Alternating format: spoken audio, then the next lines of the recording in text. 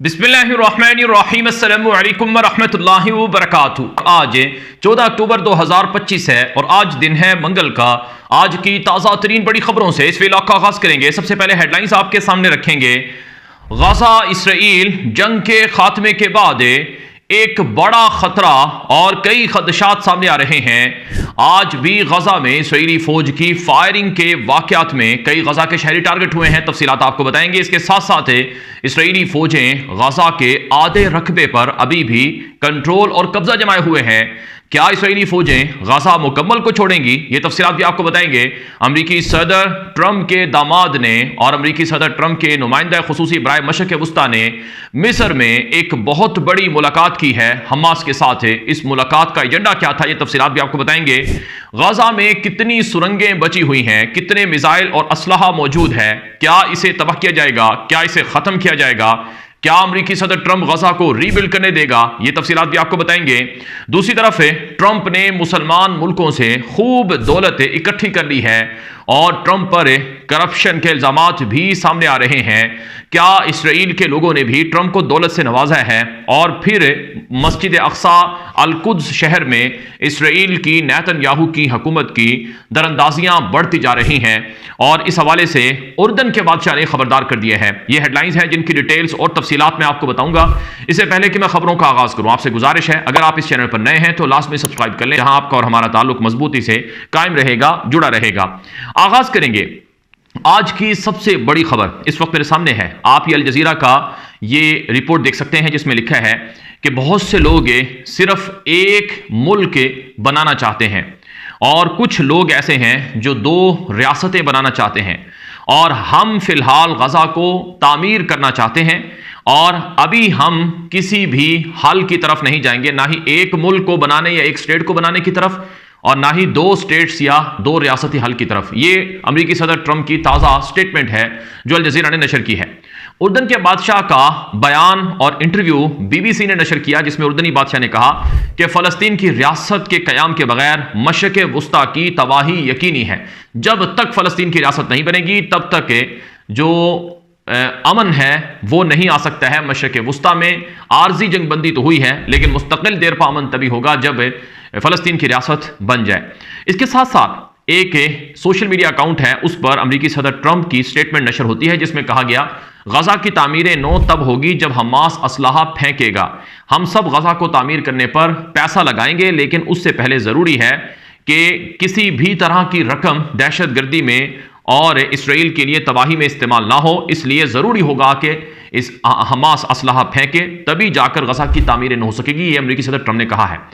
अब गजा में कितना असलहा मौजूद है, क्या गजा में हमास की सुरंगें भी मौजूद हैं, इस हवाले से एक तफसीली रिपोर्ट नशर होती है। इसराइल के मशहूर अखबार जो अबरानी ज़बान का अखबार है, डिजिटल अखबार है, मीडिया नेटवर्क है जिसका नाम है मारिफ, उसमें ये बड़ी एक हैरान कुन रिपोर्ट है। मैं आपको पढ़कर सुनाऊंगा, आपको पता चलेगा कि इसमें क्या लिखा हुआ है और गजा के हवाले से भी आपको सूरत हाल समझ में आएगी।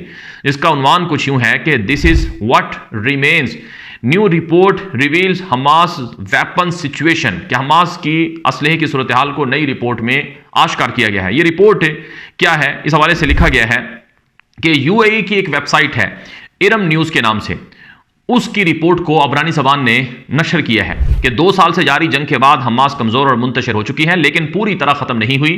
रिपोर्ट के मुताबिक हमास ने अपने ज़्यादातर मिसाइल, ड्रोन्स, बम और भारी हथियार खो दिए हैं। अलबत्ता छोटे हथियार और ज़ेर ज़मीन सुरंगों का नेटवर्क अब भी किसी न किसी हद तक मौजूद है।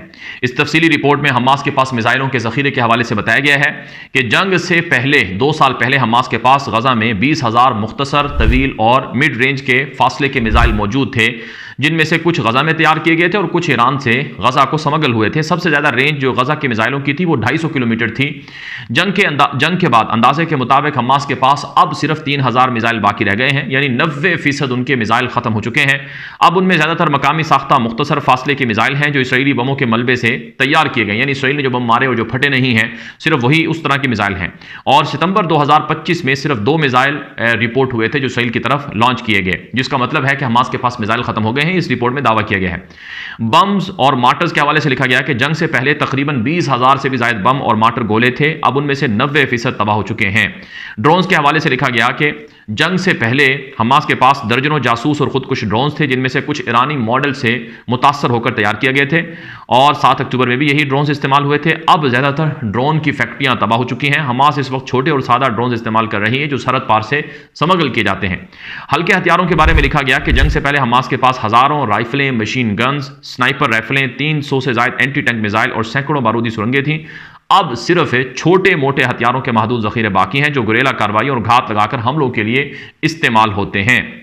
اس کے علاوہ اس رپورٹ میں یہ بھی لکھا گیا ہے کہ حماس کی جو سپلائی لائنز ہیں وہ ختم ہو چکی ہیں، لیکن اگرچہ حماس کو بھاری اور جانی نقصان ہوا ہے، رپورٹ کے مطابق ابھی بھی محدود سرگرمیاں حماس جاری رکھنے کے قابل ہے، اس لیے جنگ بندی کو مستقل امن میں بدلنا اب بھی پیچیدہ معاملہ ہے۔ رپورٹ کے مطابق ٹرمپ کے امن منصوبے میں حماس سے صرف بھاری ہتھیاروں کے خاتمے کا مطالبہ کیا گیا ہے، لیکن یہ اصطلاح غیر واضح ہے اور اس میں صرف میزائل اور سرنگوں کی مشینری شامل ہے۔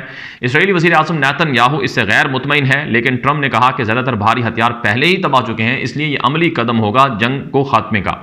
ماہرین کے مطابق اصل خطرہ زیر زمین سرنگوں کا نیٹ ورک ہے جو اب بھی موجود ہے۔ اگرچہ اسرائیل نے سرحد سے قریب ملحقہ سرنگیں تباہ کی ہیں، لیکن غزہ کے اندر اب بھی سینکڑوں کلومیٹر طویل سرنگیں موجود ہیں۔ ان سرنگوں کو ختم کرنے کے لیے بین الاقوامی فورس تجویز کی گئی ہے، لیکن ایسا عمل کئی سالوں پر محیط ہو سکتا ہے۔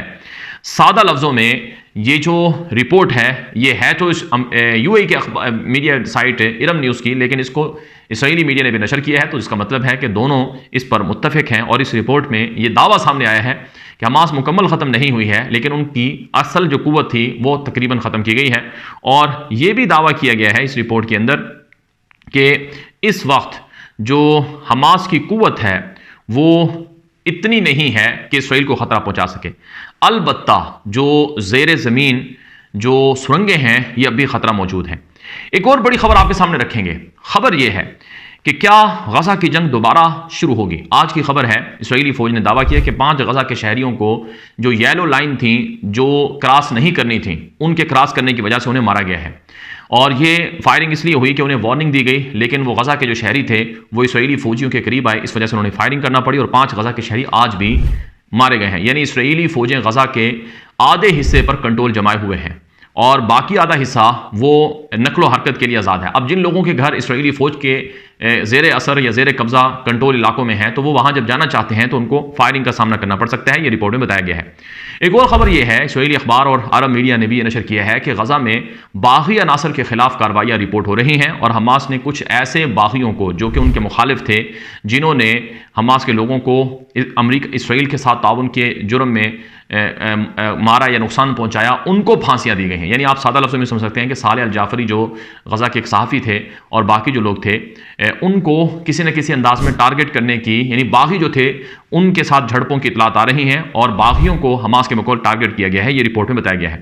امریکی صدر ٹرمپ کے حوالے سے ایک رپورٹ چھپتی ہے جو اسرائیل کے مشہور اخبار دی یروشلم پوسٹ میں نشر ہوئی ہے۔ یہ رپورٹ بڑی اہم ہے۔ رپورٹ کا عنوان کچھ یوں ہے کہ Hamas in secret to secure Gaza ceasefire and hostage deal Axios. Axios امریکی میڈیا کہتا ہے کہ امریکی صدر ٹرمپ نے اپنے داماد جیرڈ کوشنر کو اور اپنے نمائندہ خصوصی برائے مشرق وسطیٰ اسٹیو وٹکوف کو اجازت دی تھی کہ ضرورت پڑے تو حماس کے لوگوں سے آپ بالمشافہ آمنے سامنے فیس ٹو فیس ملاقات کر لینا۔ تو بدھ کے دن یعنی تقریباً 4-5 دن پہلے جب مصر میں مذاکرات ہو رہے تھے تو امریکی صدر ٹرمپ کے داماد نے اور اسٹیو وٹکوف نمائندہ خصوصی نے حماس کے وفد سے جو کہ خلیل الحیہ کی سربراہی میں تھا ان سے ایک شرم الشیخ کے اندر خفیہ میٹنگ کی ہے جو کہ فیس ٹو فیس تھی، اور اس میں وٹکوف نے اور جیرڈ کوشنر نے دونوں نے حماس کے لوگوں کو یقین دہانی کرائی اور کہا کہ امریکی صدر ٹرمپ ضامن ہے کہ اسرائیل غزہ کی جنگ دوبارہ شروع نہیں کرے گا، اس لیے اس معاملے پر آپ مطمئن رہیں، ہم یہ جنگ دوبارہ شروع نہیں کرنے دیں گے اور یہ جنگ ہماری طرف سے ختم سمجھی جائے، جس کے بعد یہ ڈیل ممکن ہو سکی ہے، یہ اس رپورٹ میں کہا گیا ہے۔ اب ظاہر ہے حماس کے لوگوں سے امریکی صدر کے نمائندوں کی ملاقاتیں اور ٹرمپ کے اپنے داماد کی ملاقات یہ اسرائیل کے لیے کافی پریشانی کے باعث ہے، اور اسی وجہ سے اسرائیل کے اندر جو نیتن یاہو کی حکومت کے اتحادی ہیں انہوں نے اس پر شدید شور مچا رکھا ہے کہ یہ جو ٹوٹل وکٹری کے دعوے تھے وہ ٹوٹل وکٹری تو ہوئی نہیں ہے، ہم تو غزہ میں اپنی یہودی بستیاں بسانا چاہتے تھے، اب غزہ کی تعمیر نو بھی ہو رہی ہے، اب حماس کا اسلحہ کب لیا جائے گا وغیرہ وغیرہ، اس طرح کے سوالات اٹھائے جا رہے ہیں۔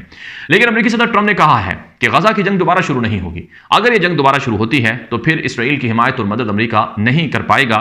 یہ اسرائیل کو جوابات امریکی صدر ٹرمپ کی طرف سے خبردار کر دیا گیا ہے۔ اس کے ساتھ ساتھ آج کی کچھ مزید خبریں آپ کے سامنے رکھیں گے۔ ایک بہت بڑی خبر ہے کہ محمود عباس جو فلسطینی صدر ہے اس سے ٹرمپ نے ملنے کا انکار کیا شرم الشیخ میں، لیکن فرانس کے صدر ایمانوئل میکرون کے حکم پر یا ان کی درخواست پر جو ٹرمپ تھا اس نے محمود عباس سے ملاقات کی ہے، لیکن وہ ظاہری ملاقات تھی کیونکہ ٹرمپ نے ہی محمود عباس کے ویزے کینسل کیے تھے کہ وہ UN کے اجلاس میں خطاب بھی کرنے نہ جا سکے۔ تو اس سے آپ اندازہ لگا سکتے ہیں کہ محمود عباس کی جو اتھارٹی ہے وہ بے حد کمزور ہے اور اس کی حیثیت اب عالمی سطح پر بھی ختم ہو رہی ہے۔ ایک اور بڑی خبر اس وقت میرے سامنے موجود ہے۔